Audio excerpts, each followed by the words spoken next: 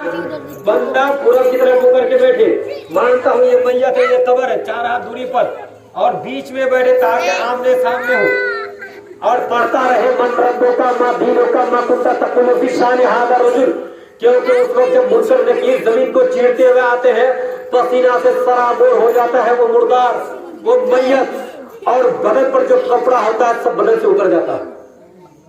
अल्लाह अकबर, बदन पर कपड़ा नहीं रहता, बरहाना उठाया जाता है। हम जब पैदा हुए थे बदन पर कपड़ा था नहीं था, तो जब कब्र से उठाया जाएगा वहां पर भी बदन पर कपड़ा नहीं होगा, बरहाना उठाया जाएगा, होश हवस खो बैठेगा, सर से लेकर पांव तक पसीना ही पसीना हो जाएगा।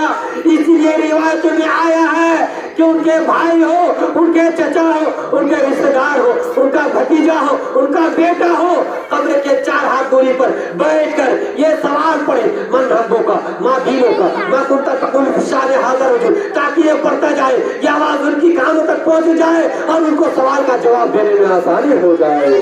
सुभान अल्लाह। अरे हदीस में आया है, अगर ये ना कर सको सूरह बकरा की तिलावत करो, सूरह यासीन की तिलावत करो, इसलिए कि सरकार फरमाते हैं कब्रिस्तान से मैयत को दफनाने के बाद भाग ना जाना, इतने देर उसके पास बैठकर सवाल जवाब पढ़ो या सूरह यासीन की तिलावत करो या सूरह बकरा की तिलावत करो, कितने देर, मैं हदीस से साबित करता हूँ, सरकार फरमाते हैं इतनी देर बैठे रहो जितनी देर तक एक ऊंट ज़बह करके तकसीम कर दिया जाए। सुभान अल्लाह। हदीस में यही है, हदीस में ये बात है कि अगर कोई अपना मर गया तो उसके बेटा या उसके भाई या उसका भतीजा या उसका चचा अगर उसका हक निभाना चाहता है, अगर उससे मोहब्बत है तो मोहब्बत का पैगाम पेश कीजिए, मोहब्बत का हक अदा कीजिए। सरकार फरमाते हैं कब्र के पास इतनी देर तक बैठ जाए जितनी देर तक एक ऊंट ज़बह करके तकसीम कर दिया जाता है। और हम लोग क्या करते हैं, मिट्टी दे बस दुआ भी नहीं मांगेंगे, फौरन भाग जाते हैं।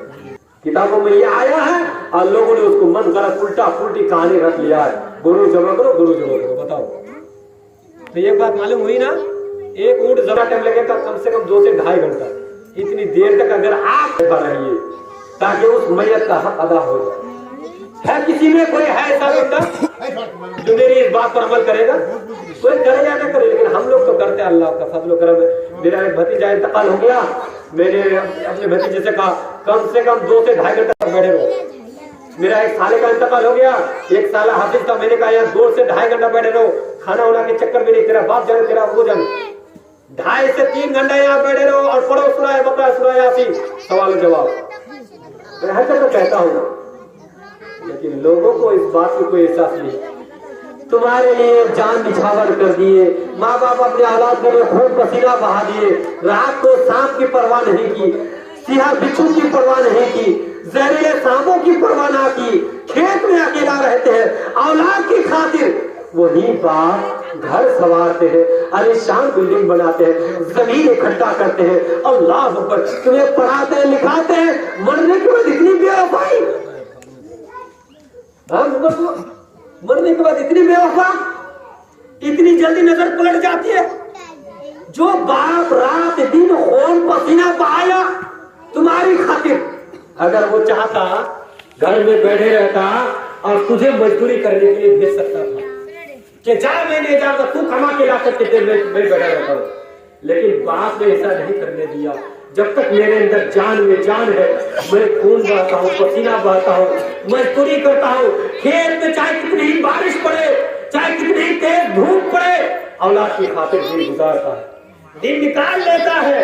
इसी तरह से जिंदगी गुजर जाती है और बेटा कैसा बेवफा निकल जाता है कि मर जाते हैं, कब्र पर रहने के लिए तैयार नहीं होता, मर जाते हैं कब्र पर रहने के लिए तैयार नहीं है। अफसोस।